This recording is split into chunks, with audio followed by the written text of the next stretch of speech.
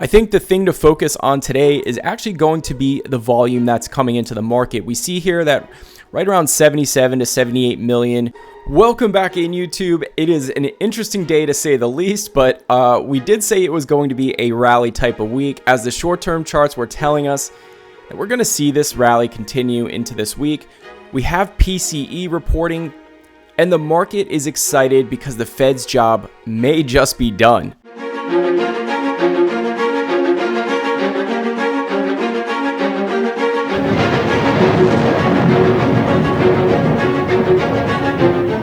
We have all major indices basically pushing up 0.5% across the board.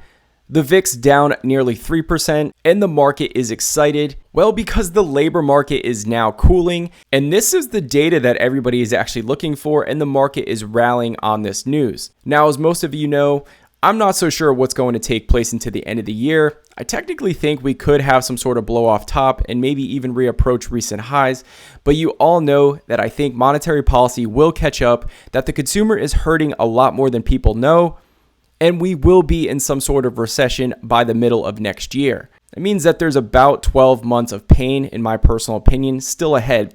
Now, I want to reiterate, the Feds told us that there was going to be pain, and I don't think we've quite felt it yet, mainly for a few reasons. The first reason is going to be the fact that the Fed's balance sheet is really unchanged. We heard about the tightening processes taking place, and yes, interest rates are on the rise, which possibly could be paused at this point in time as data is starting to soften, but they still have to unwind this massive balance sheet. And the other real reason why markets are still remaining elevated, even though I truly believe the consumer is in a lot of pain, as we all know, shoplifting is ticking up, and everywhere we go, we hear the word shrinkage. But the truth of the fact is that the government has still been stimulating this economy and flushing it with tons of money. We're talking about the IRA Act, the CHIPS Act, and some student loan forgiveness. And so when we really think about what's taken place here, we've had more stimulus given to us. The Feds haven't unwound this balance sheet yet. And yes, interest rates are on the rise, and we've already seen things break because of that. The question becomes, what else could possibly break? And the other thing is, how hard is it for them to really stick a soft landing? Because I tend to think it's going to be a lot harder than everybody anticipated. Now, we have a historically elevated stock market here, trading at over 22 times earnings and a forward PE ratio of around 19. Both of these are historically high, and my question would be, even though the market is going up because the fact that data is coming in soft, do fundamentals actually matter at some point in time? And I think we all know the answer is yes. And I tend to think fundamentals matter even more when we have a higher interest rate environment.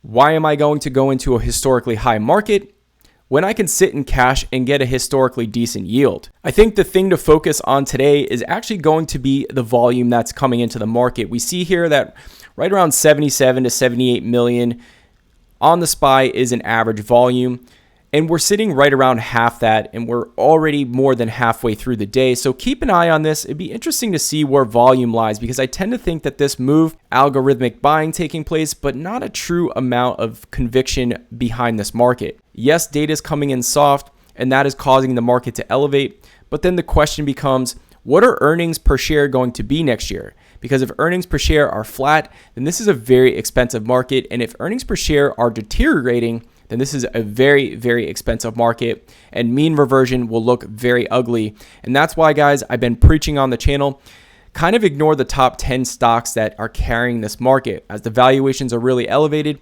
Almost perfection is baked into these stocks. Take a look at the 490 underneath. Is there any underlying value? And that's where I've been leaning more towards healthcare. Now, I know healthcare has really underperformed over the last month or so, and it's being thrown out. And that's the perfect time to buy it. When the valuations are really low, nobody wants to own it. That's when you get the best deal. And at some point in time, those earnings from healthcare are going to be very defensive and are going to matter. And so when's the best time to pick them up? Well, when nobody wants to own them. Now, an AI stock that just reported earnings that I think has been flying under the radar has been HPE. And I was getting interested in this one, was actually hoping that the earnings would disappoint, which they kind of did. But they have a massive backlog, and they push the word AI out a bunch of times, which then caused this stock to rebound and actually go to the positive. So unfortunately, I'm probably not going to build a position in this one anytime soon, but I am going to put it on my watch list if the valuation comes out right. And we're going to do this together. And if you don't have a calculator, guys, the only thing I ask is that you consider donating to the channel, whatever you can afford or whatever you think I'm worth to donate to, and respond with your email address in that donation, and I will send over your calculators, and we'll try to go live and create a substantial watch list together. As long as we get good participation, I'm always down to do this. You guys can bring stocks up to my attention that I might not be looking at, and vice versa. So I do want to break down this company really quick. Now, PE ratio around 21, not really anything to look at, but the interesting thing is a forward PE ratio around 8, and a company that does dabble in the AI field here. Now, this company's been around since 1939, employs 60,000 people, and has a pretty boring track record, which I tend to like here, and I think it could have some substantial upside going into the future. When we take a look at the forecast here, we get everything from $12 all the way up to $21, and they are projected to do roughly $30 billion in revenue, earning roughly $2.15 per share, having low single-digit growth going forward. And I think this is pretty realistic with the upside opportunity that AI is a booming business and that some of the spillover does go to a company like HPE. Major problem with the company is, as we can see, top-line revenue is pretty much just flat. Doesn't really go up much, doesn't really go down much. It basically does between 25 to 30 billion of revenue pretty consistently, like clockwork. And historically, the company's doing between 1 to 3 billion in free cash flow, with one of the best years being a few years ago at $3.7 billion in free cash flow, which is pretty strong free cash flow on a company that has a market cap right around $20 billion. So I've just plugged in their numbers, and right now I got them growing 4%, 3%, and 3% for the next roughly 10 years. EBITDA margins going from 10% up to 15%. I'm looking for a 12% rate of return. And this is definitely a company I am interested in, because when I look at the AI field, it is getting absolutely expensive here. And to own a company with a great track record that actually has free cash flow, pays a dividend, it's been around for 100 years, and to know that that spillover could take place on a company like this and bring in a tremendous amount of value. Plus, we could see some mergers and acquisitions with this company's balance sheet and the fact that they have $4 billion in cash. Tend to like the setup here for HPE. I don't like the price though, because when we bring it down to what I should be buying the stock for, and so when we compare them to their peers, they definitely trade for a little bit of a discount for a few reasons. Number one, they obviously don't have a tremendous amount of growth. This is a company that has just flat revenue basically through its existence.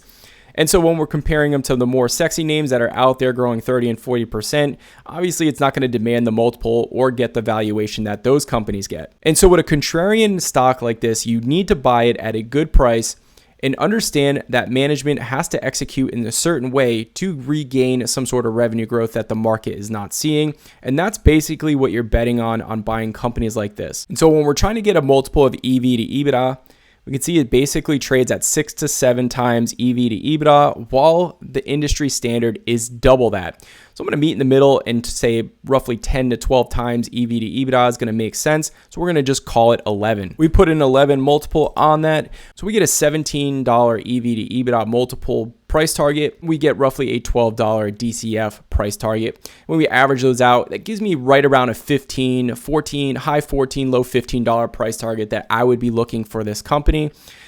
And guys, if I would have bought it when the earnings were initially released, roughly hit right around 16 and change, would have been pretty much in the wheelhouse. The 52-week range in the stock is $11.90 up to $18.14, now starting to approach the 52-week high. If we get a substantial pullback on a company like this and I can get it in that $12, $13 range, I'd be pretty happy here. This is a company that has shown that it earns pretty much the same like clockwork here. They have the opportunity to buy back stock. The balance sheet's pretty decent. Company's been around for 100 years, and it does have that AI spillover that could reignite revenue growth. Just want to dive into a stock that I think is fairly cheap when we look at the AI industry and how these stocks are starting to trade.